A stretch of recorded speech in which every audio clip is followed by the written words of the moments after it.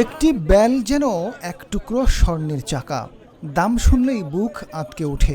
রমজানে রোজাদাররা বেলের শরবত খেয়ে কলিজাটা ঠান্ডা করবেন, সেটি যেন অধরা থেকেই যাচ্ছে। পবিত্র এই মাসকে পুঁজি করে সুযোগ সন্ধানী ব্যবসায়ীরা আকাশচুম্বী দাম বাড়িয়ে দিয়েছেন ছোট্ট এই ফলটির। বড় আকারের একটি বেল কিনতে হলে 1 মণ ধান বিক্রি করতে হবে ক্রেতাদের। রাজধানীর কারণ বাজারে গিয়ে এমনটা দেখা গেছে। বেলের দাম এত বেশি কেন জানতে চাইলে সাংবাদিকদের উপর ক্ষিপ্ত হন বিক্রেতা। এটা জানার দরকার আছে, আপনি এত দাম, একটা দাম 1200 টাকা হয়, এটার দাম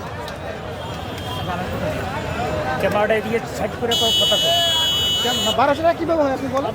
আপনি তো অবান্তর প্রশ্ন করে অবান্তর কেমনে এটার দাম বলেন? 1200 টাকা হইলে এটার দাম কত? এটার দাম যদি 100 টাকা হয় এটার দাম কত হবে? অন্যান্য দোকানে আর দাম কম। আপনি বলেন আপনি আমরা তো ভাই আপনি 300 কি টাকা বিবেক বলছি। আছে? বিবেক সারানো ওই পাশে দোকানে 300 টাকা বলবেন। যান।